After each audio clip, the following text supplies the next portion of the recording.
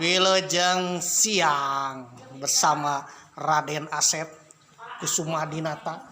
Cek. Ini adalah properti yang digunakan untuk bermain acting. Ya, raja-raja. Bukan raja-raja, tapi ada sedikit hal-hal misteri. Ada misteri apakah di sini? Guys, Raden Cokro mau masuk, guys.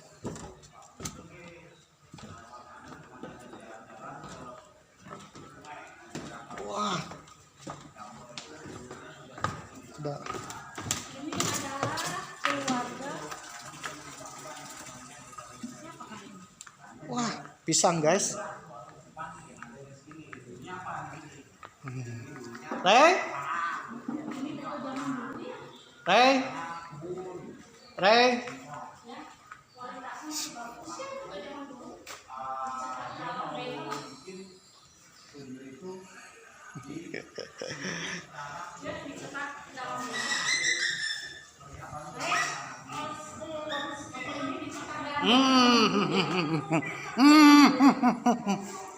Kita main catur di sini.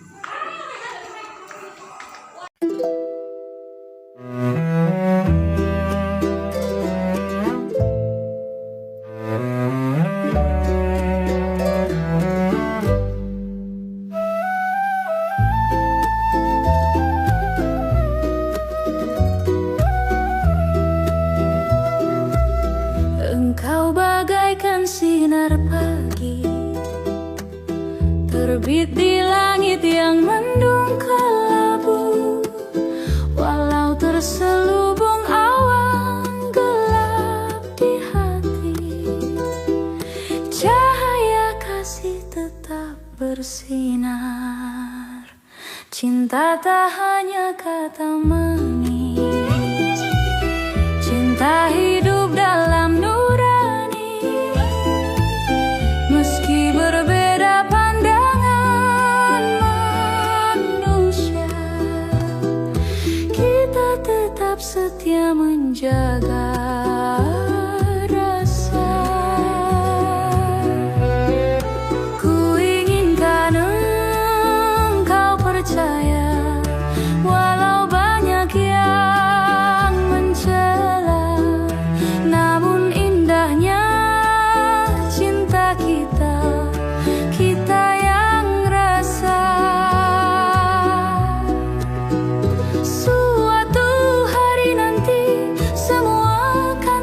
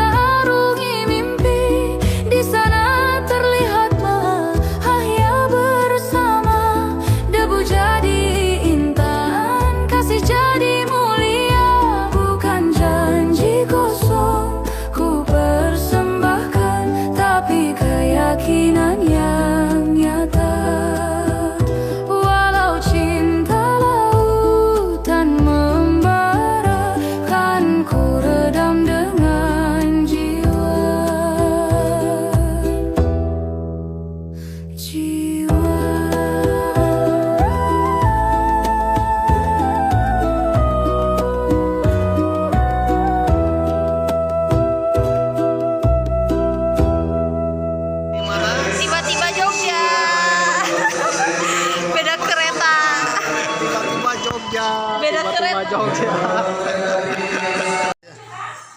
Iya. Makanya langsung dalam waktu 1,5 bulan nah, itu harus sudah jadi. Contohnya di sana tuh, di situ ada keraton. Sini main catur dulu. Main catur dulu, Gang. Asa bedanya mah?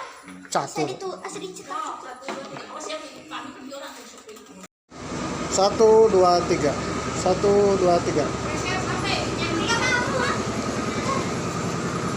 Baik pemirsa, inilah kita ke atas dulu. Ayah belum ke atas. Ke atas dulu, ke atas belum? Ini saya akan ke atas. Untuk ke atas tuh, ke atas. Sini ke atas dulu. Atuh bareng-bareng kali. Hei.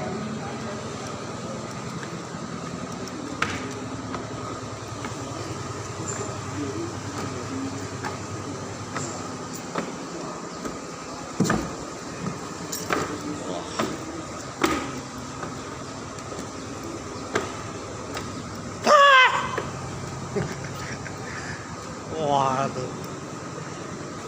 Bedah Jawa, guys. Sangat-sangat berbahaya sekali, guys.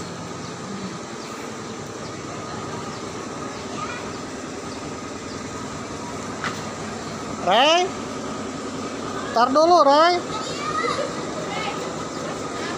Ntar dulu.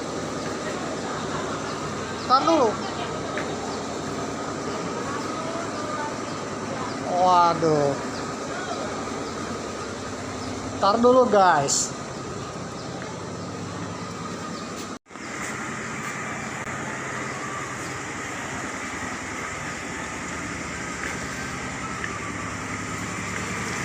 Wah, ini rumah. Mesin ketik. Mesin ketik zaman dulu, guys. Aduh.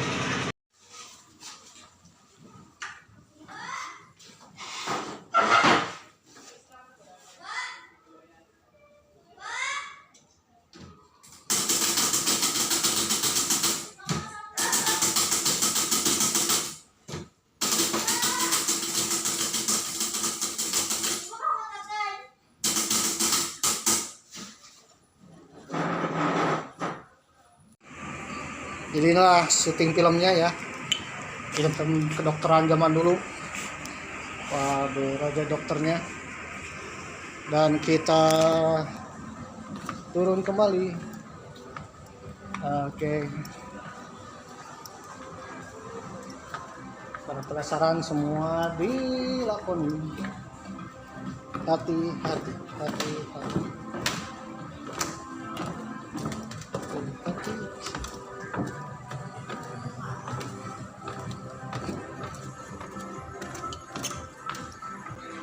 Oke.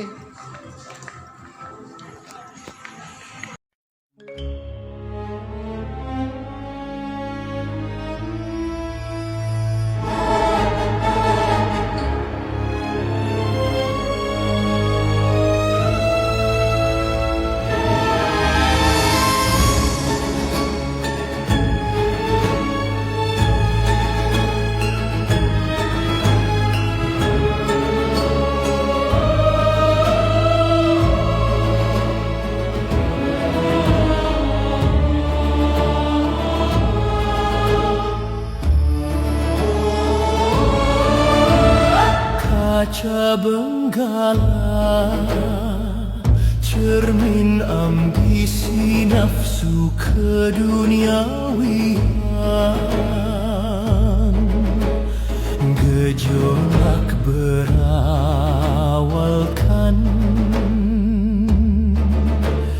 penderitaan.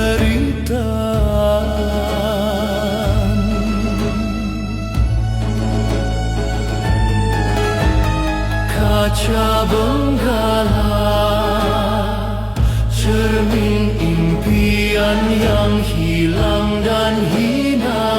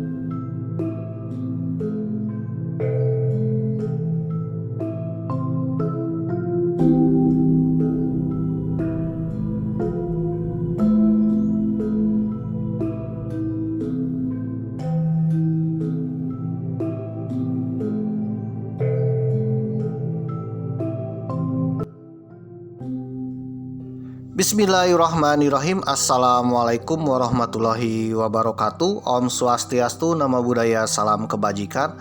Om Santi Santi Om, Sampurasun, Sugeng Rawu, ken kabari, apa kabar dulur-dulur baraya warga negara Indonesia.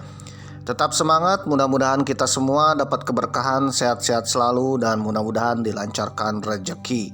Bagi yang kemarin-kemarin sedang mencari tumbler tuku warna biru, ya mudah-mudahan ketemu.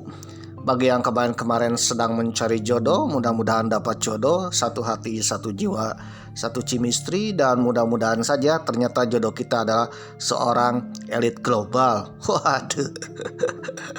Atau minimal CEO Juragan MBG pemirsa. Waduh, ya CEO sawit pemirsa. Waduh. Oleh karena itu, apapun jodoh kita, minumannya adalah teh botol sosro. Oke pemirsa yang berbahagia, bagi yang belum dapat jodoh, bingung dapat jodoh, ya saudara jalan-jalanlah ke studio Alam Gamplong di daerah istimewa Yogyakarta. Insya Allah di sini banyak artis pemirsa ya, banyak noni-noni dan sinyo-sinyo pemirsa. Waduh, banyak ladies and gentlemen pemirsa. Waduh, dan juga nyai dan juga waduh. Oke pemirsa yang berbahagia, Mamang doakan mudah-mudahan bagi yang belum dapat jodoh sesegera mungkin dapat jodoh sebelum datangnya perang dunia ketiga. Karena kalau sudah terjadi perang dunia ketiga, takutnya ya KUA-nya tutup pemirsa, cateringnya tutup. Waduh. Apalagi lebihnya yang akan menikah, waduh, cuti pemirsa.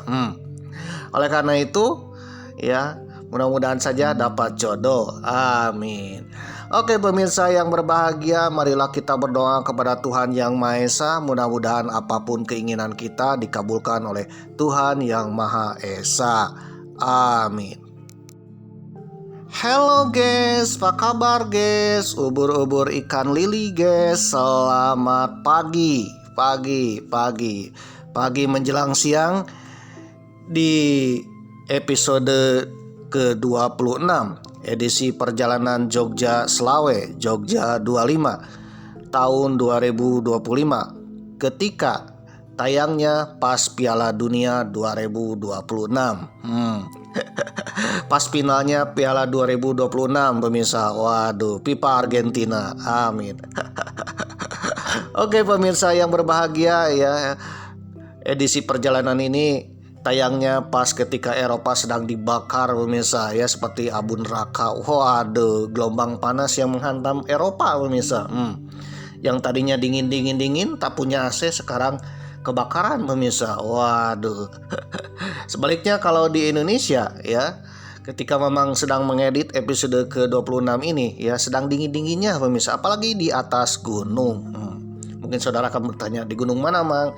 Ya itulah coming soon pemirsa ya, nanti juga akan tayang pemirsa. Waduh, yang jelas Mengeditnya di atas gunung pemirsa. Waduh, mengedit perjalanan epik tahun 2025 ke Tanah Sultan Yogyakarta.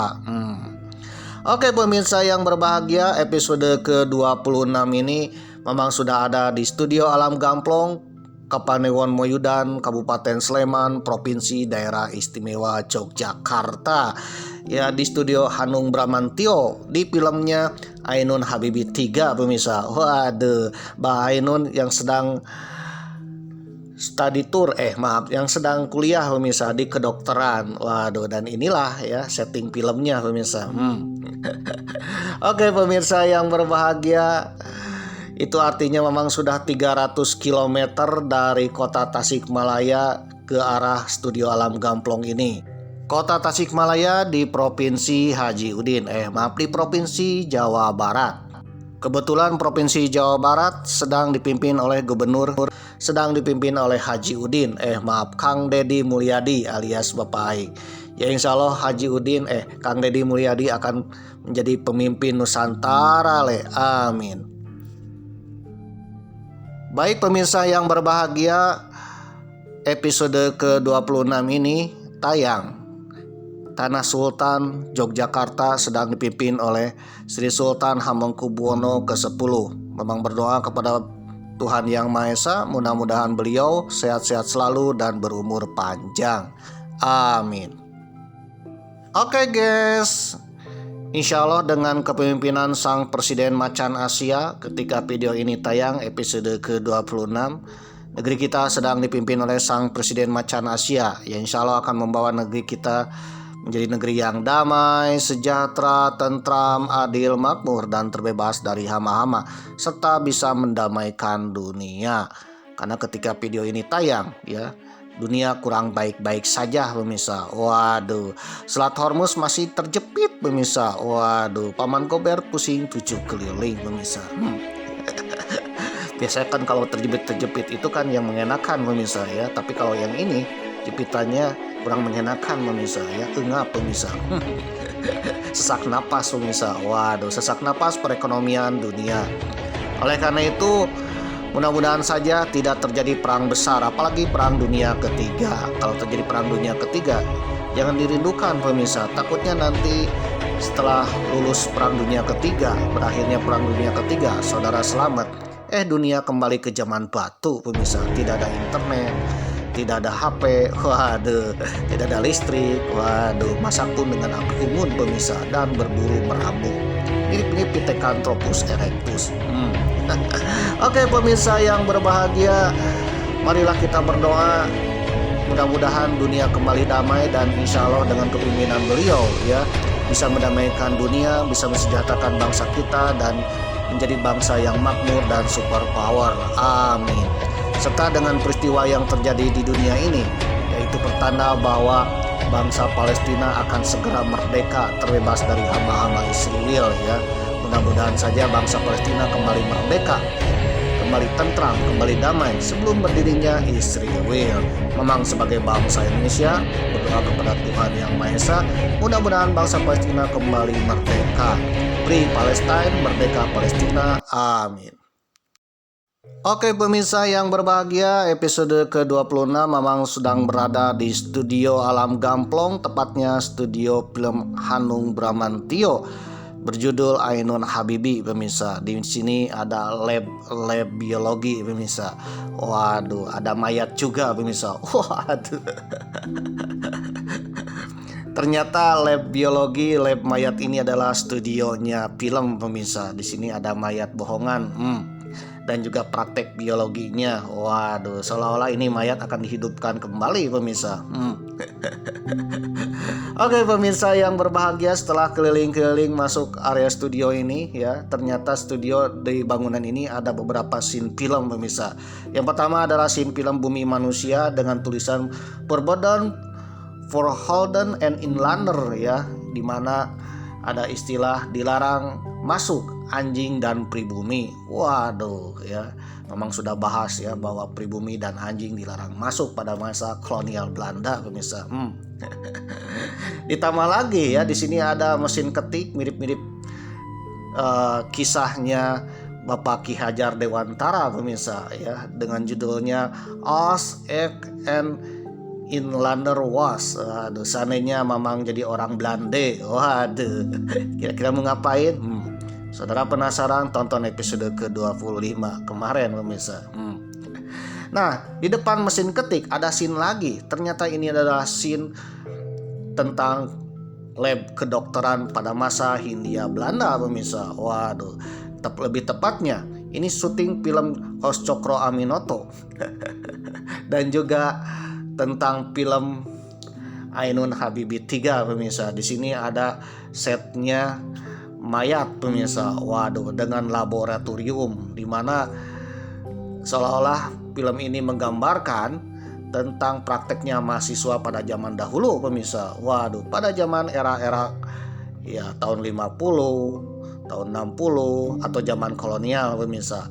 Di sini ada lab-labnya pemirsa, ada spesimen-spesimennya, termasuk juga ya replika mayat pemirsa.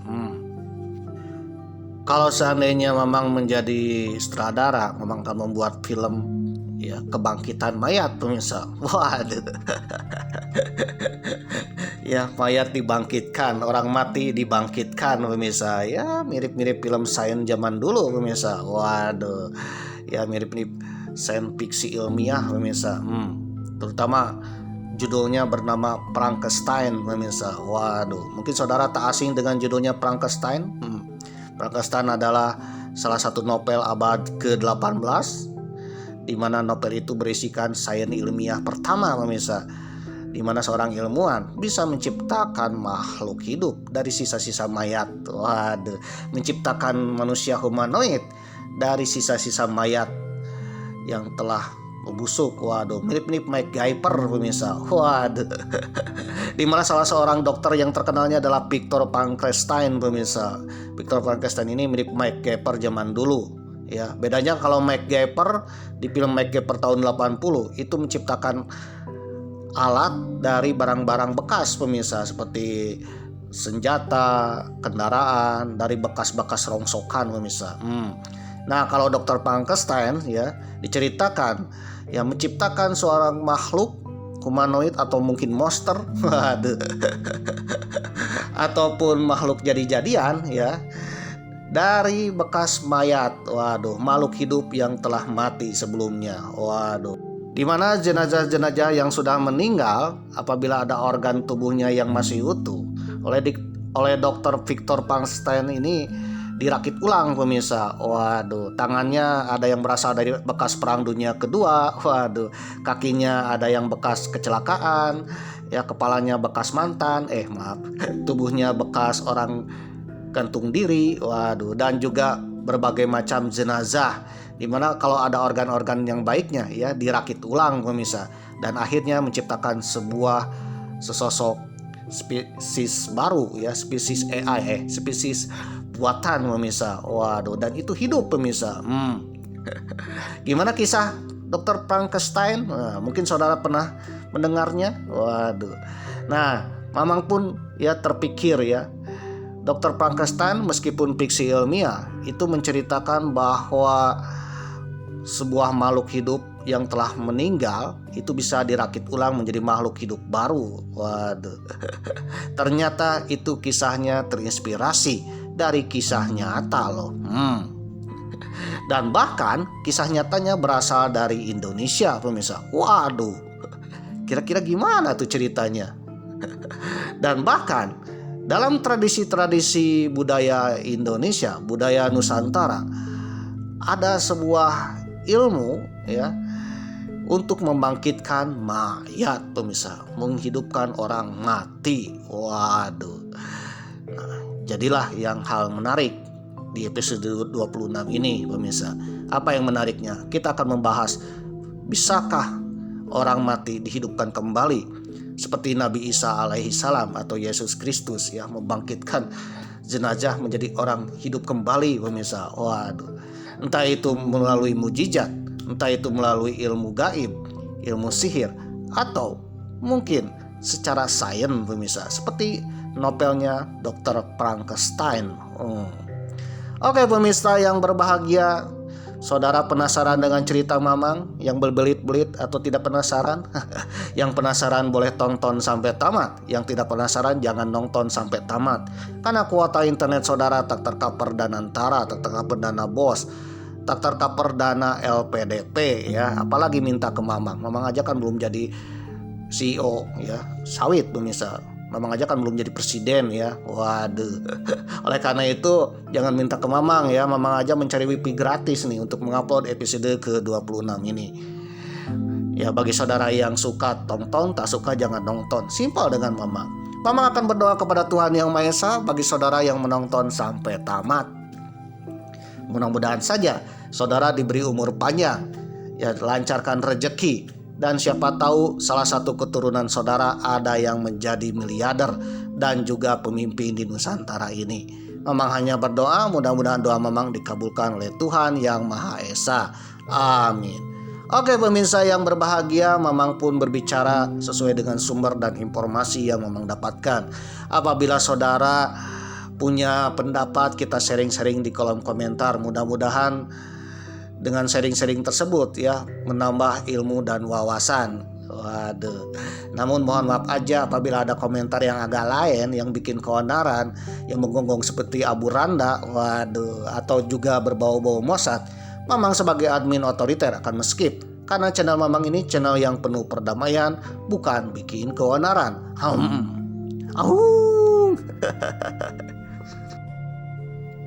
Dilansir dari media yang wikimedia.org, Frankenstein novel Frankenstein or the Modern Prometheus adalah sebuah novel gotik tahun 1818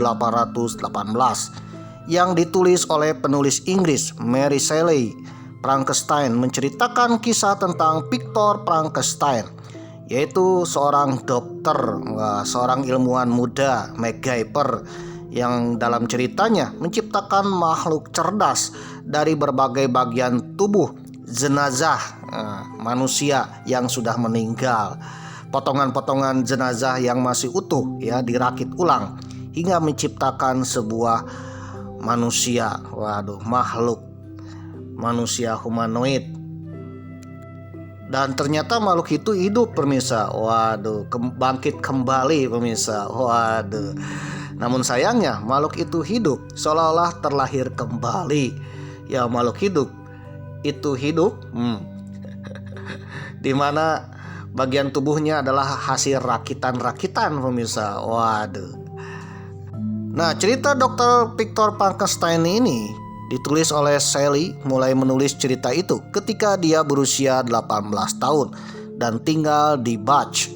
Dan edisi pertama diterbitkan secara anonim di kota London tanggal 1 Januari 1818. Ketika itu berusia 20 tahun. Namanya pertama kali muncul dalam edisi kedua yang diterbitkan di Paris pada tahun 1821. Shelley melakukan perjalanan keliling Eropa pada tahun 1815, menyusuri sungai Rhine di Jerman dan singgah di Grenzheim yang berjarak sejauh 17 km dari kastil Frankenstein. Waduh, di mana sekitar seabad sebelumnya Johann Conrad Dippel, seorang alkemis, telah terlibat dalam eksperimen dan melakukan perjalanan ke wilayah Jenewa, Swiss, di mana ada kastil Frankenstein di situ. Waduh. Nah, dari situlah Shelley ya terinspirasi untuk membuat novel Dr. Frankenstein, seorang dokter ya, Dr. Victor Frankenstein, seorang dokter yang dalam ceritanya menciptakan makhluk hidup dari sisa-sisa jenazah. Waduh, makhluk hidup itu menjadikan cerita dalam novel tersebut. Saudara penasaran dengan novel tersebut? Ya insya Allah Mamang akan bahas sedikit ya. Sebenarnya Mamang sudah bahas tentang isi novel Victor Frankenstein misalnya, scroll aja lah. Jadi plotnya Victor Frankenstein ini dalam cerita Mary Shelley adalah lahir di Napoli. Nah, Dr. Victor Frankenstein ini adalah seorang keluarga dari kelas atas yang menghabiskan masa mudanya terobsesi dengan alkimia. atau yang berbau-bau kimia pemirsa. Seiring bertambahnya usia, ia mengembangkan minat pada ilmu pengetahuan modern seperti kimia dan listrik. Setelah ibunya, Caroline, meninggal karena demam scarlet, Victor meninggalkan rumah untuk bersekolah di University Ingolstadt, University Ingolstadt. Melalui studinya, Victor menemukan cara baru untuk menciptakan kehidupan. Nah, dalam ceritanya Victor ini kesepian setelah kehilangan ibunya dan bertekad bagaimana caranya untuk menghidupkan kembali orang yang mati pemirsa. Waduh, ya siapa tahu ibunya akan kembali hidup pemirsa. Melalui studinya itu, Victor menemukan cara baru untuk menciptakan kehidupan dengan merakit bagian-bagian tubuh. Beliau pun mencuri di rumah mayat dan kuburan yang masih baru. Nah, ketika ada orang yang meninggal, bagi Victor itu adalah harta karun pemirsa. Waduh, digali kuburannya, diambil mayatnya dan dilihat ya, barangkali ada onderdil yang masih utuh pemirsa. Waduh, misalkan jantungnya yang masih utuh diambil ya, matanya yang masih utuh diambil. Waduh. Jadi Victor ini mencuri mayat, baik itu di rumah mayat, di rumah sakit ataupun di kuburan untuk mencari onderdil makhluk pemirsa, onderdil manusia. Waduh, untuk menciptakan suatu makhluk baru pemirsa. Nah, ketika semua onderdil ada ya, Victor pun membuat ya, merangkaikan, merakit, menjahit, waduh, mengalirkan darah, memompa darah, bahkan menyetrum mayat tersebut supaya mayat itu hidup kembali pemirsa. Ya, makhluk itu hidup kembali dengan onderdil organ tubuhnya rakitan pemirsa. Waduh, misalkan tangannya bekas kecelakaan ya, kakinya bekas tertembak, waduh, atau mungkin kepalanya adalah mantan presiden zaman dulu pemirsa. Maaf.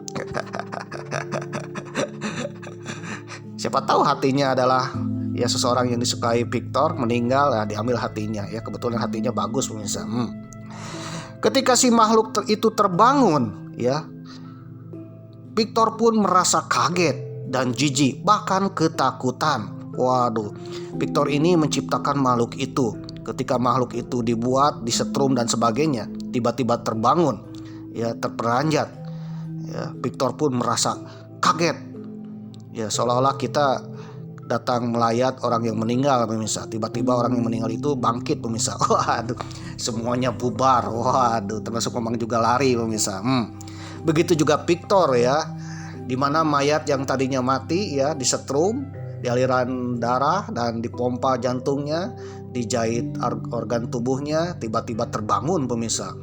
Ya, tiba-tiba si mayat itu duduk pemirsa. Waduh. Dan pada akhirnya Victor pun lari terbirit-birit pemirsa. Victor pun akhirnya melarikan diri, lompat dari jendela ya, karena ketakutan melihat makhluk yang ia ciptakan bangkit pemirsa. Waduh, mungkin ketika bangkit ya, melihat ke Victor, "Papa." Waduh. Karena zaman dahulu diceritakan bahwa sains dengan ilmu mistis itu, hal-hal yang gaib itu tipis pemirsa. Dianggapnya ketika bangkit itu adalah kebangkitan dari makhluk lain pemirsa. Waduh, akhirnya Victor yang tak percaya ya, konon katanya manusia yang sudah meninggal tak akan bangkit, tiba-tiba bangkit pemirsa. Victor itu akhirnya lari terbirit-birit ketakutan. Keesokan harinya Victor datang lagi ke lab tersebut. Dia mendapati makhluk itu sudah tidak ada, menghilang entah kemana pemirsa. Waduh.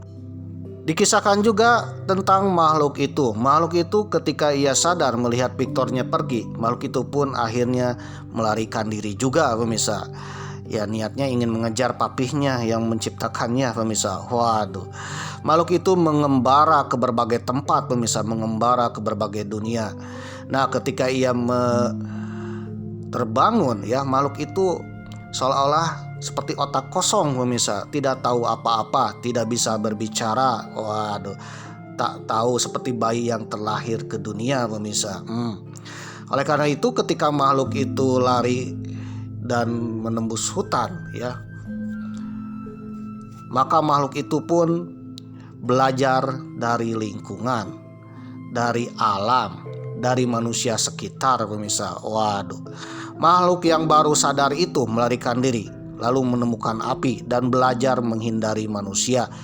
Karena ketika bertemu dengan manusia, ya, karena makhluk itu adalah makhluk jadi-jadian, pemirsa, di mana tubuhnya itu banyak jahitan dan juga sangat seram untuk dilihat oleh manusia. Manusia menganggapnya itu adalah setan. Banyak manusia yang melempar batu, pemirsa. Waduh, dianggapnya adalah siluman, pemirsa. Karena tidak disukai oleh manusia, ya, diam-diam makhluk itu belajar dari manusia, ya, di balik semak-semak, pemirsa.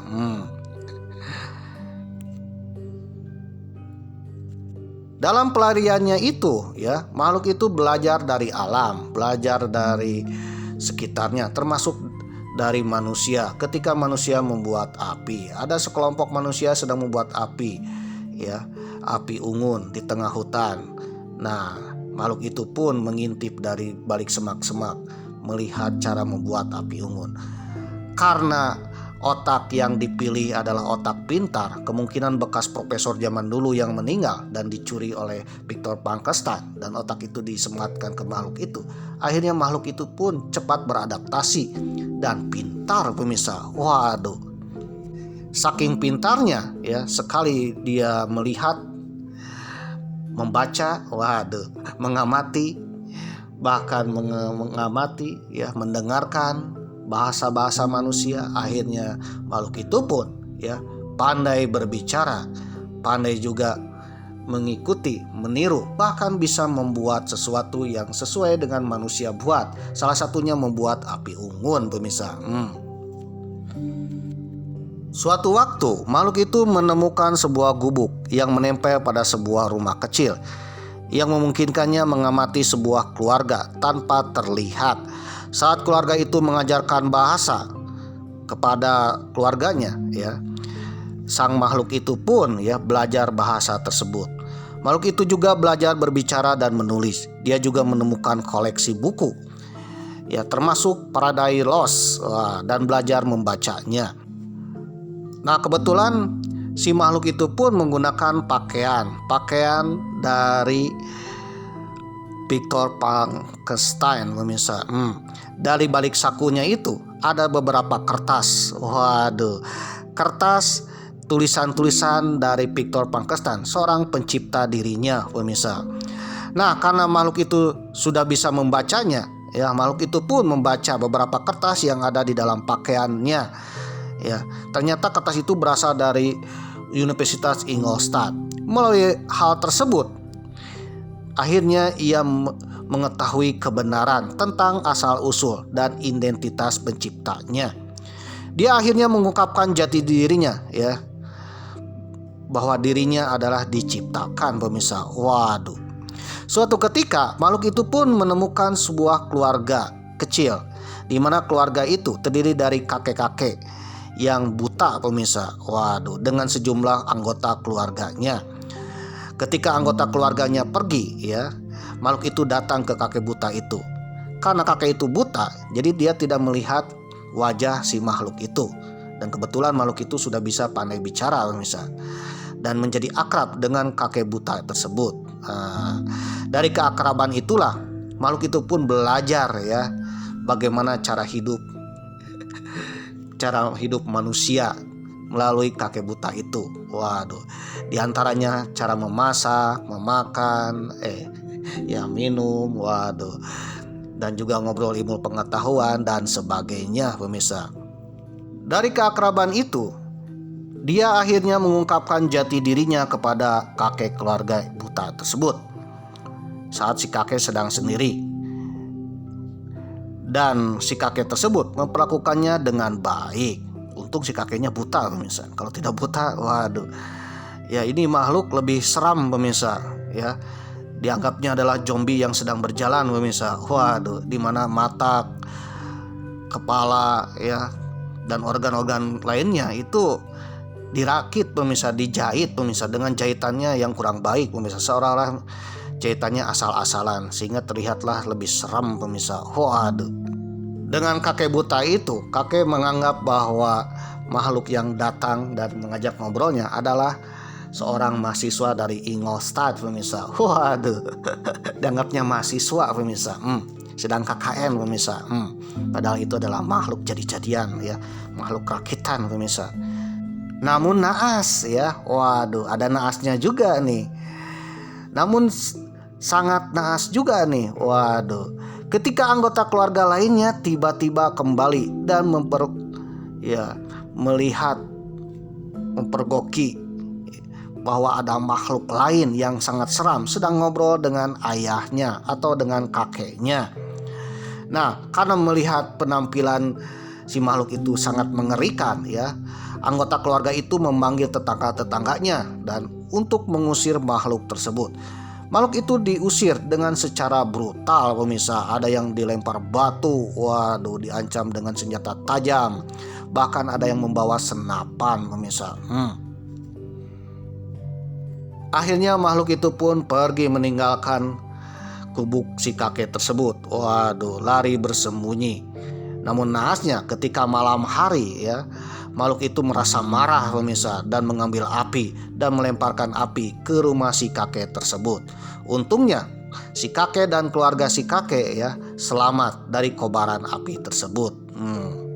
Lalu petualangan makhluk itu ya kembali lagi menelusuri hutan belantara ya, mencari jati diri, termasuk mencari sang penciptanya ya. Karena makhluk itu kesendirian, introvert pemirsa, tak punya teman ya, tak punya manusia, tak punya keluarga. Waduh, dekat dengan manusia pun diusir pemirsa, dianggapnya adalah setan siluman pemirsa. Suatu ketika makhluk itu sedang berjalan di tengah hutan, ada seorang gadis yang akan tenggelam di danau pemirsa. Waduh, gadis itu minta tolong ya, tolong. Waduh, help me. Gadis itu akan tenggelam pemirsa. Dan makhluk itu pun akhirnya mempunyai rasa hati pemirsa, meskipun itu makhluk jadi-jadian, makhluk hasil rakitan AI zaman dulu pemirsa. Karena merasa hati dan iba melihat gadis yang akan tenggelam ya, makhluk itu pun loncat ke dalam danau pemirsa. Waduh, dan menyelamatkannya. Ketika diangkat ke daratan ya, membawa gadis itu dan diletakkan di sebuah pohon ya untuk berikan napas buatan. Akhirnya gadis itu pun terbangun pemirsa. Namun naasnya ketika gadis itu terbangun, matanya terbuka dan apa yang dia lihat ya, sesosok makhluk jadi-jadian pemirsa. Waduh, manusia yang sangat menyeramkan. Makhluk itu pun berteriak lagi. Nah, ketika teriakan itulah ya didengar oleh ayahnya, yang kebetulan ayahnya sedang membawa senapan. Melihat sang anak ya dengan makhluk tersebut, ayahnya pun refleks mengambil senapan itu dan menembakkan ke arah makhluk tersebut. Makhluk itu pun kena tembakan pemirsa dan terluka, dan makhluk itu pun lari ya sekencang-kencangnya untuk menghindari peluru-peluru yang ditembakkan oleh ayahnya. Waduh. Dari berbagai peristiwa ketika berinteraksi dengan manusia, makhluk itu pun merasa sakit hati terhadap umat manusia, dan makhluk itu pun ya mengetahui jati dirinya pemirsa, bahwa dirinya adalah ciptaan seorang dokter, seorang profesor pemirsa, dengan menciptakan makhluk yang sangat seram sehingga seolah sosial tidak menerimanya, bumi tidak menerimanya, masyarakat menolaknya pemirsa, dan menjadi makhluk terseram untuk manusia. Karena merasa sakit hati terhadap umat manusia, makhluk itu pun melakukan perjalanan ke Jenewa ya untuk menghadapi penciptanya. Ya, makhluk itu pun mengetahui bahwa yang menciptakannya adalah Victor Frankenstein. Dari mana? Dari tulisan yang ada di saku baju yang dibawa makhluk tersebut pemirsa. Ternyata Victor Frankenstein ya menciptakan makhluk itu tidak telanjang pemirsa ya. ketika akan dibangunkan, makhluk itu pun dipakaikan pakaian-pakaian dinasnya. Di salah satu sakunya ada catatan-catatan. Waduh, kebetulan catatan-catatan yang terselip dari sakunya ya. Dan bajunya pun ya, baju asal-asalan pemirsa, yang penting menutupi auratnya.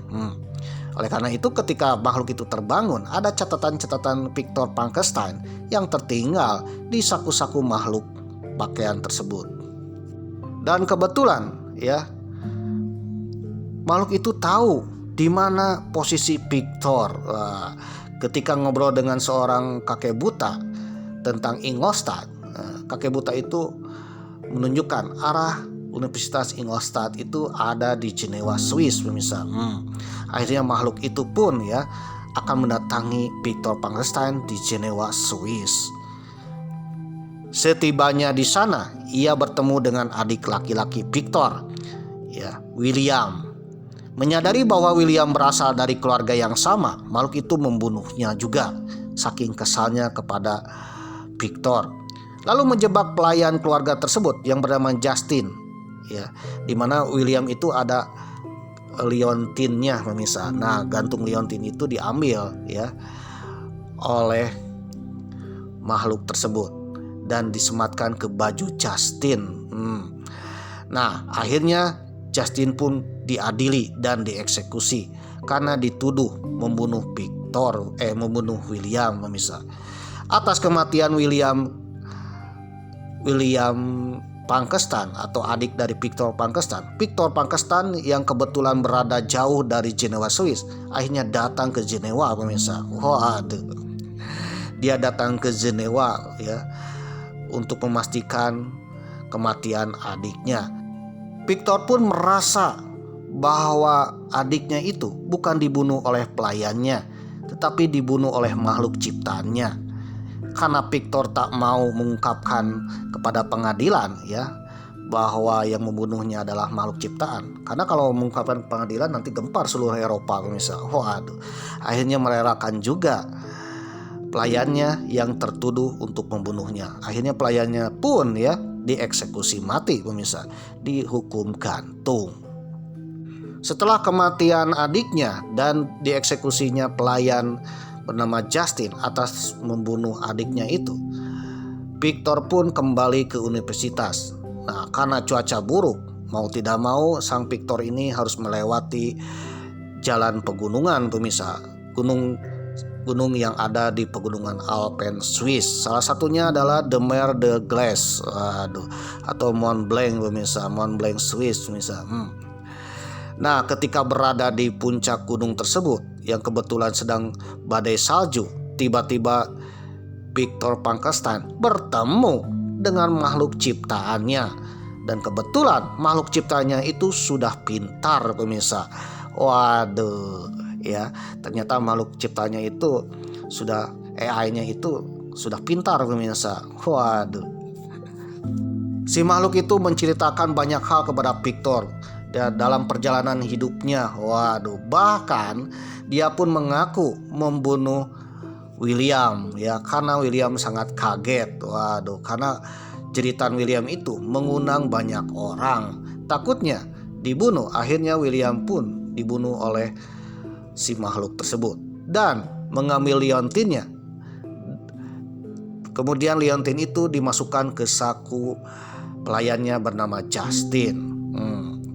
Dan makhluk itu menceritakan banyak hal, termasuk juga bertemu dengan sang kakek tua.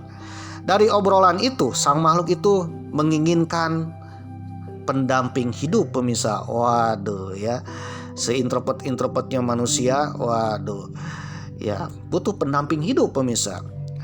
Nah, makhluk itu pun ya menceritakan kisahnya dan meminta Victor untuk menciptakan pendamping hidup, yaitu makhluk jadi-jadian dari jenis perempuan. Nah, dia meminta ya untuk membuatkan perempuan dari ya jenis perempuan untuk mendampingi hidupnya. Waduh. Nah, kalau seandainya perempuan itu tercipta, maka makhluk itu tak akan kesepian, sekaligus tak akan mengganggu manusia dan akan hidup lebih jauh lagi dari kehidupan manusia, pemirsa. Jadi selama ini makhluk itu bergentayangan karena kesepian, pemirsa. Waduh. Salah satu orang mengobati kesepian adalah ya mencari pendamping hidup, pemirsa. Sebanyak-banyaknya teman ya, kalau tidak punya pendamping hidup alias jomblo, ya kesepian juga, pemirsa. Tidak ada chemistry-nya, pemirsa. Oleh karena itu bagi saudara yang belum mendapatkan pendamping hidup, ya mudah-mudahan dapat pendamping hidup. Karena dengan adanya pendamping hidup, menurut makhluk itu akan menjadi satu-satunya kesempatan untuk bahagia. Waduh, untuk bahagia dan tidak akan mengganggu manusia lagi dan akan jauh ya, tidak akan dekat lagi dengan manusia. Waduh, dan juga tidak akan meminta tumbal lagi. Maaf. Akhirnya Victor pun menyetujui hal ini. Victor dan temannya bernama Henry Clerval yang meninggalkan daratan Eropa menuju Britania Raya atau Inggris, di mana Victor mendirikan sebuah laboratorium di Orkney, Inggris. Nah, saat mengerjakan makhluk betinanya, seperti biasa, Victor meminta bantuan Henry untuk mencarikan onderdil jenazah-jenazah betina yang masih hidup, yang sudah meninggal, pemirsa. Waduh, entah itu meninggal gantung diri, kecelakaan, atau meninggal karena ya sudah waktunya meninggal, pemirsa. Untuk mencari onderdil perempuan yang masih utuh, yang layak, yang bisa digunakan, pemirsa. Waduh, karena saat itu ya zaman itu ya, belum ada pabrik onderdil manusia, pemirsa. Akhirnya terkumpullah onderdil dari berbagai tempat. Waduh, seperti tubuhnya, wajahnya, tangannya dan sebagainya, pemirsa. Lalu dirakit, ya, dijahit. Waduh, dimasukkan pernapasan udara, dimasukkan darah ya, dipompa darah dan sebagainya, termasuk yang terakhir disetrum, pemirsa. Namun sayangnya baru 80% pengerjaan ya proyek makhluk betina ini alias avatar betina ini ya. Tiba-tiba Victor membayangkan betapa ngerinya jikalau makhluk betina ini tercipta, pemirsa. Apa yang mengerikan? Apa yang membayangkannya? Apa yang dibayangkannya? Beliau membayangkan jikalau makhluk betina ini hidup ya, lalu menikah dengan makhluk jantan milik Victor tersebut, maka kelak akan melahirkan makhluk-makhluk aneh di muka bumi ini dan melahirkan juga makhluk yang sangat berbahaya bagi umat manusia. Meskipun Victor ini orang pintar, cerdas dan juga pencipta makhluk jadi-jadian, Victor ini punya paranoid dan ketakutan yang luar biasa. Karena bayangan ketakutan tersebut ya, takutnya mengganggu umat manusia dengan menciptakan makhluk betina. Ya kalau ciptakan makhluk betina, Nabi Adam aja kan kesendirian ya, diciptakannya Hawa. Ketika diciptakannya Hawa dan Adam menikah, akhirnya terciptalah ya keturunannya. Nah, ketakutan itulah ya, ketakutan Victor seandainya makhluk betina ini tercipta dan menikah dengan makhluk jantannya, maka terciptalah nanti keturunan-keturunan yang aneh, yang notabene takut mengganggu umat manusia, bahkan menghancurkan umat manusia. Waduh. Oleh karena itu Victor pun membakar hasil risetnya. Waduh. Di mana makhluk betina yang hampir jadi itu dihancurkan, pemirsa, dengan cara dibakar. Suatu ketika si makhluk itu pun datang ke London, pemirsa. Waduh, mencari jejak si Victor dan menemukan laboratorium Victor. Nah, ketika menemukan laboratorium Victor ya, si makhluk itu pun bertemu dengan Henry, pemirsa. Nah, ketika bertemu dengan Henry ya, akhirnya makhluk itu mengetahui Victor tidak jadi menciptakan perempuannya. Pada akhirnya timbullah kemarahan dari makhluk tersebut. Saking marahnya ya, makhluk itu pun menanyakan di mana Victor. Waduh. Karena Henry tidak menyebutkannya, akhirnya makhluk itu pun mendesak Henry di mana Victor. Akhirnya Henry pun mengucapkan ya kata-kata, waduh, bahwa Victor pergi akan menikah dengan Elizabeth. Mendengar ucapan itu, akhirnya si makhluk itu membunuh Henry dan mencari Victor ke tempat resepsi pernikahan. Makhluk itu sangat marah karena tidak menciptakan pendamping hidupnya. Apalagi sang penciptanya ini akan menikah, pemirsa. Akhirnya si makhluk itu marah juga ya dan mencari si Victor. Akhirnya juga makhluk itu menemukan Victor di suatu tempat sedang malam pertama, pemirsa. Waduh, paginya menikah, malamnya akan malam pertama, pemirsa. Sebelum gituan, aduh. Elizabeth ya pergi ke toilet dulu, pemirsa. Nah, ketika berada di toilet itulah kesempatan bagi makhluk ini untuk membunuh Elizabeth, pemirsa. Akhirnya si makhluk itu pun membunuh Elizabeth, istri Victor. Saat membunuh Elizabeth, dengan jeritan-jeritan Elizabeth, Victor pun datang. Alangkah terkejutnya, Victor menemukan makhluk itu sedang membunuh Elizabeth. Nah, disitulah terjadi duel antara makhluk itu dengan Victor. Makhluk itu pun akhirnya lari ya ke dalam hutan. Nah, ketika lari ke dalam hutan, si Victor pun ya karena saking marahnya mengejarnya makhluk itu. Waduh. Dalam ceritanya, Victor mengejar si makhluk itu ke berbagai tempat, mencari jejaknya, mencari posisinya dan mengejarnya. Tak terasa Victor mengejar makhluk itu sampai melintasi es Arktik atau kutub utara. Waduh, dari Eropa ke kutub utara, pemirsa. Nah, kebayang nih gimana ini cara mengejarnya ya. Berhari-hari Victor mengejar makhluk itu. Tak terasa makhluk itu ya perginya ke kutub utara, dan Victor pun tak terasa sampai ke kutub utara, sampai ia sakit kedinginan di kutub utara. Victor hampir mati karena kelelahan dan hipotermia, kedinginan di es Arktik atau kutub utara. Namun alhamdulillahnya ya, ketika sedang kedinginan datanglah Kapten Robert Walton yang memimpin ekspedisi ke kutub utara. Kapten Robert Walton dengan kapalnya yang terjebak di es kutub utara menemukan sesosok manusia bernama Dr. Victor Frankenstein, pemirsa. Waduh, yang sedang kedinginan dan hampir mati. Nah, setelah diselamatkan, Victor menceritakan kisahnya kepada Kapten Robert Walton dan mendorong kru untuk melanjutkan ekspedisi. Namun mereka memutuskan untuk menghentikan dulu ya perjalanan ekspedisi, di mana Kapten Robert Walton ya memutuskan untuk membantu Victor mencari makhluk tersebut. Victor bersumpah akan terus mengejar si makhluk, tetapi dalam keadaan lemah. Tiba-tiba Victor meninggal di atas kapal Robert Walton. Saat kapal meninggalkan Arktik ya, makhluk itu tiba-tiba naik ke kapal. Ia meratapi kematian Victor, memberitahu Kapten Robert Walton bahwa ia berencana membakar dirinya sendiri di atas tumpukan kayu. Lalu si makhluk itu membawa Victor keluar kapal dan membakar jenazah Victor tersebut. Waduh, setelah dibakar, makhluk itu pun menghilang tanpa jejak. Waduh, ya diamati oleh Kapten Robert Walton dan para krunya.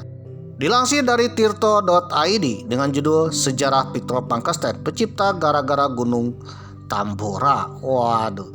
Penulis novel klasik Frankenstein adalah Mary Shelley. Ia menciptakan kisah ini pada musim panas 1816 di Swiss, saat ia rekan-rekannya terkurung di dalam Villa Frankenstein akibat cuaca ekstrim. Nah, ketika terkurung dalam cuaca ekstrim itulah ya, teman-temannya, rekan-rekannya membuat cerita horor masing-masing, pemirsa. Waduh.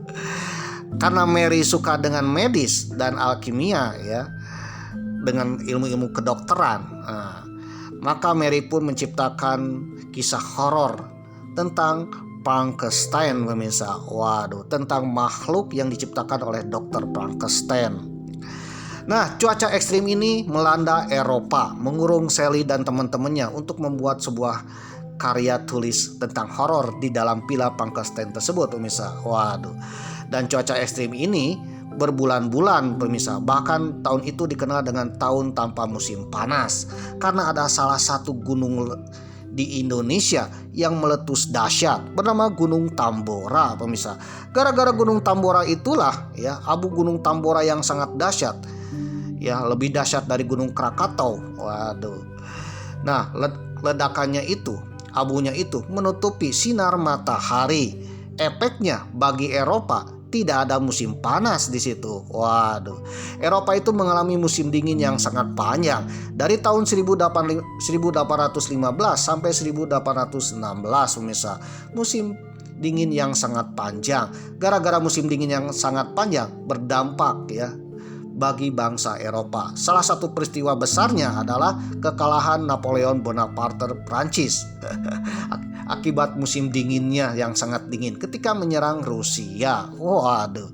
Ditambah lagi ya ada peristiwa lain, yaitu terciptanya novel Frankenstein dari Mary Shelley. Seandainya Tambora tidak meletus, mungkin Mary Shelley ya akan jalan-jalan keluar villa, pemirsa. Ya, tidak ada aktivitas untuk menulis novel horor, pemirsa. Waduh. Nah, gara-gara ada letusan itulah ya, satu teman-temannya terkurung di villa tersebut. Nah, teman-temannya bilang, kita akan buat cerita horor masing-masing. Nanti kita bacakan setiap malamnya. Nah, Mary pun berpikir ya, cerita apa yang paling horor? Karena dia suka medis, akhirnya dia pun menciptakan novel atau cerita horor tentang Dr. Frankenstein. Mary Shelley ternyata juga terinspirasi dari praktek galvanisme. Apa itu galvanisme? Galvanisme adalah eksperimen menghidupkan orang mati ya menggunakan aliran listrik, pemirsa. Waduh. Karena praktek ini awalnya dipelopori oleh ilmuwan Italia Luigi Galvani pada abad ke-18 yang menemukan bahwa aliran listrik dapat membuat otot kaki katak yang mati bisa bergerak juga, pemirsa. Waduh, eksperimen kontroversial ini menginspirasi terciptanya novel klasik Frankenstein. Nah, gara-gara Luigi Galvani inilah maka lahirlah istilah galvanisme. Apa itu galvanisme? Ilmu untuk menghidupkan makhluk yang sudah mati, pemirsa. Waduh, atau manusia yang sudah mati hidup kembali. Waduh, itu namanya galvanisme. Sepanjang sejarah banyak ilmuwan dan dokter yang mencoba menghidupkan kembali orang yang telah mati klinis menggunakan berbagai eksperimen kontroversial. Upaya ini umumnya berfokus pada stimulasi organ vital, penggunaan bahan kimia, atau teknologi krionik atau pembekuan demi membalikan keadaan kematian. Waduh, jadi sejak zaman dulu ada orang-orang pintar yang bereksperimen untuk menghidupkan orang mati, pemirsa. Waduh. Kira-kira sejauh mana nih eksperimen-eksperimen dari dulu sampai sekarang ini? Waduh. Yang pertama adalah Luigi Galvani pada abad ke-18, di mana Luigi Galvani ini pada tahun 1780 menemukan bahwa ia bisa membuat kaki katak yang sudah mati terpotong bergerak-gerak dengan memberikan sengatan listrik. Waduh. Akhirnya nama Galvani ini menjadikan nama istilah galvanisme, yaitu untuk membangkitkan makhluk atau manusia yang sudah mati, pemirsa. Nah, eksperimen Luigi Galvani ini juga ya diikuti oleh keponakannya bernama Giovanni Aldini. Nah, bedanya kalau Giovanni Aldini dengan eksperimen mayat manusia. Pada tahun 1803 di London, Aldini bereksperimen pada jenazah George Foster, seorang pembunuh yang dihukum gantung. Aldini mengalirkan arus listrik dari baterai ke berbagai bagian tubuh mayat tersebut. Ketika aliran listrik mengenai wajahnya, rahang mulai bergetar, mata terbuka, dan wajah bergerak-gerak menyeringai ya. Yang tadinya diam, tiba-tiba matanya terbuka ya. Tiba-tiba si wajah itu tersenyum, pemirsa. Waduh. Ketika ditempelkan ke dada, si mayat itu tiba-tiba mengepalkan tangannya dan meninjuknya. Waduh, dan kakinya menendang-nendang seolah-olah sedang bangkit kembali. Gerakan tersebut sangat meyakinkan dan mengerikan bagi penonton pada masa itu. Bahkan Giovanni Aldini pun lari pemirsa. Waduh. Karena saat itu yang namanya jenazah ya tak akan mungkin hidup lagi. Tiba-tiba setelah dialiri listrik ya bergerak-gerak pemirsa. Dan kebetulan ketika bereksperimen sedang ditonton oleh banyak orang, terutama orang-orang akademisi pemirsa. Nah, ketika si jenazah itu bergerak-gerak, para penonton itu bubar pemirsa, dan ada yang shock juga. Maka istilah galvanisme pun ya muncul, yaitu menghidupkan orang mati. Awalnya cara menghidupkan orang mati ya bereksperimen dengan listrik. Sejauh ini hanya sampai bisa menggerakkan tubuh-tubuh yang sudah mati pemirsa. Ketika aliran listrik ini disentuhkan kepada tangan, tiba-tiba ada gerakan tangan, gerakan jari pemirsa. Waduh. Nah, dari eksperimen Giovanni Aldini ini dan Luigi Galvani ini menginspirasi Mary Shelley dalam novelnya Frankenstein. Bahkan ya sifat-sifat Aldini yang ketakutan ketika mayatnya gerak-gerak menjadikan sifat Dr. Frankenstein ketika melihat makhluk ciptaannya terbangun pemirsa. Pada tahun 1930-an ada lagi eksperimen yang dilakukan Robert E. Cornish. Lalu ia mengembangkan metode jungkat-jungkit dan mengembangkan metode dari Giovanni Aldini. Ya, salah satunya selain disentuh dengan listrik, ya, si mayat itu mengedarkan darah berserta oksigen dan ternyata berhasil menghidupkan kembali jantungnya pemirsa. Waduh. Sebelum ke manusia, ya, Robert R. Cornish ini ternyata berhasil menghidupkan kembali anjing yang mati pemirsa secara klinis. Namun mengalami kerusakan otak yang parah. Karena kerusakan otak yang parah itulah akhirnya ya anjing itu pun mati pemirsa. Berbagai eksperimen ya sampai hari ini ya untuk mencari bagaimana manusia bisa hidup kembali atau minimal ya jenazah-jenazah manusia dengan organ-organ atau onderdilnya yang masih utuh bisa dirakit kembali menjadi sebuah makhluk atau manusia baru pemirsa. Waduh.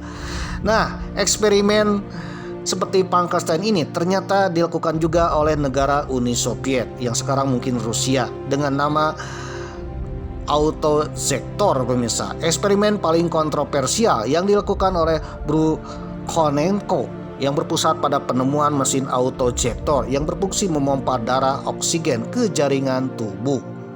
Konon percobaan pertama ya pada seekor anjing. Penelitian mengalirkan darah oksigen ke kepala anjing yang telah dipenggal. Kepala tersebut merespon cahaya, suara, dan bahkan menjilat zat di hidungnya. Menghidupkan anjing yang mati klinis. Ilmuwan menguras ya, seluruh darah dari seekor anjing, membiarkannya mati selama 15 menit, lalu memompa kembali darah tersebut dengan autoinjektor. Jantung anjing berdetak kembali dan hewan tersebut diklaim hidup normal. Waduh.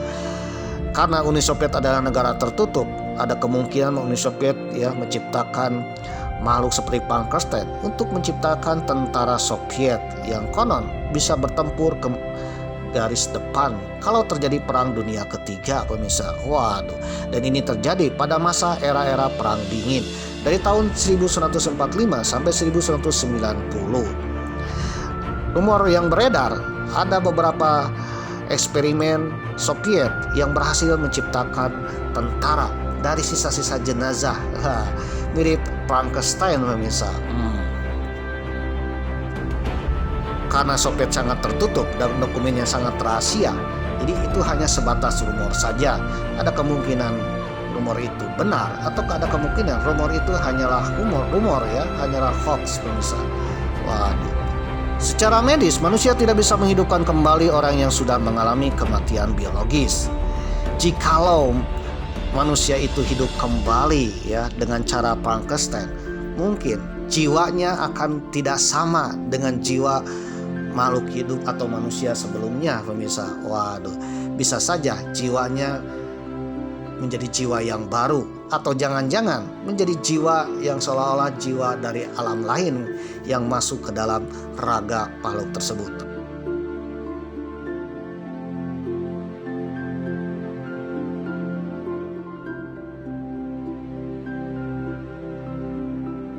Kisah Nyai Basinga dari film Kaca Benggala yang dahulu suka tayang di MNC TV atau TPI ya.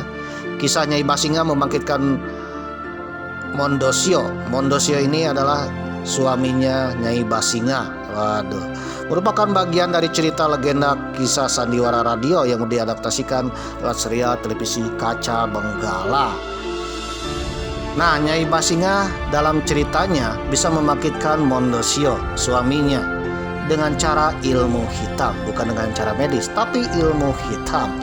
Ilmu hitam yang digunakan oleh Nyai Basinga untuk membangkitkan Mondosio adalah aji mencolok putra mencolok putri, atau yang dikenal sebagai tenung kemang bangkai sepasang. Kisah ini merupakan bagian dari alur cerita sandiwara radio, pemirsa. Waduh, ketika Mondosio bangkit dengan ilmunya tenung kembang bangkai sepasang, manusia itu bangkit, pemirsa. Namun bangkitnya itu hanya raganya yang bangkit, tapi jiwanya bukan jiwa Mondosio, tapi jiwa makhluk gaib, pemirsa. Makhluk-makhluk yang lain. Waduh, siapa sangka ya, film kebangkitan jenazah Mondosio ini di Kaca Benggala terinspirasi dari kisah-kisah tradisionalnya di Nusantara.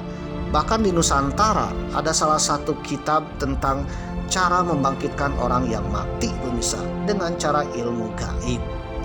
Dilansir dari historia.id dengan judul artikel Serat Calon Arang. Dalam legenda Calon Arang, ilmu untuk membangkitkan mayat berasal dari kitab sihir Lipyakara yang dipuja kepada Dewi Durga. Calon Arang menggunakan mantra ini di kuburan untuk menghidupkan kembali jenazah yang belum rusak, menjadikan pasukan gaibnya menyebar wabah penyakit. Dalam ceritanya, Calon Arang ini adalah Ratu Ilmu Hitam, pemirsa. Waduh, yang sekarang mungkin difilmkan oleh Susana, pemirsa. Dan ini berasal dari era zaman Prabu Erlangga. Saking marahnya Calon Arang kepada Prabu Erlangga, ya, Calon Arang pun membentuk pasukan dari mayat hidup, pemirsa. Waduh, akhirnya Calon Arang pun menggunakan mantra-mantra yang konon katanya bisa membangkitkan mayat hidup. Nah, ketika mayat itu hidup, ya, hidup kembali. Namun yang unik adalah jiwanya tetap jiwa manusia yang telah mati tersebut. Ketika bangkit, mayat itu atau manusia yang hidup itu tak mau menuruti Calon Arang. Akhirnya Calon Arang pun marah, ya, menghancurkan kembali orang yang sudah dibangkitkan tersebut. Waduh, dan konon katanya mantra-mantra dan ilmu-ilmu hitam Calon Arang ini, ya, konon katanya bisa membangkitkan orang yang sudah mati, pemirsa. Dan ini dipraktekkan juga ya oleh orang-orang sakti di berbagai Nusantara, pemirsa. Waduh, saudara tertarik, insya Allah akan membahas dengan episode khusus Son ya. Waduh, sebenarnya tentang Calon Arang memang sudah bahas di episode Perjalanan Epik ke Tanah Dewata atau ke Bali ya. Scroll aja lah. Oke pemirsa yang berbahagia, jadi kesimpulannya bahwa hidup matinya seseorang adalah takdir ya Tuhan Yang Maha Esa, dan manusia pun berpikir keras bagaimana cara menghidupkan orang mati, ya, makhluk hidup yang sudah mati, yang sudah hancur, pemirsa, atau merakit kembali makhluk yang baru. Sebagus-bagusnya manusia menciptakan makhluk, ya, tak sesempurna ciptaan Tuhan Yang Maha Esa. Waduh, konon katanya manusia bisa menghidupkan raga makhluk hidup, raga manusia, tapi roh dan jiwanya tidak bisa kembali, pemirsa. Jadi makhluk yang hidup itu seolah-olah seperti robot, pemirsa. Waduh.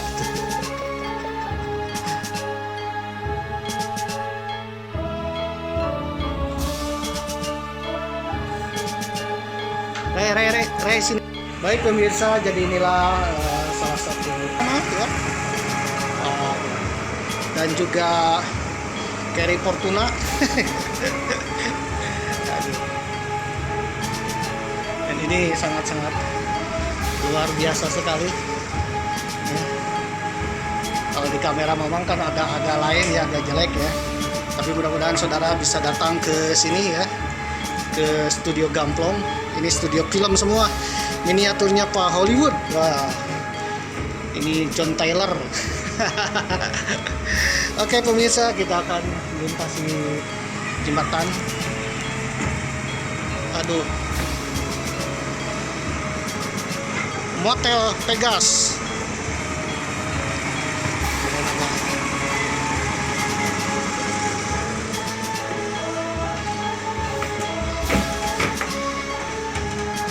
Terus, ke mana nih? Guys? Right?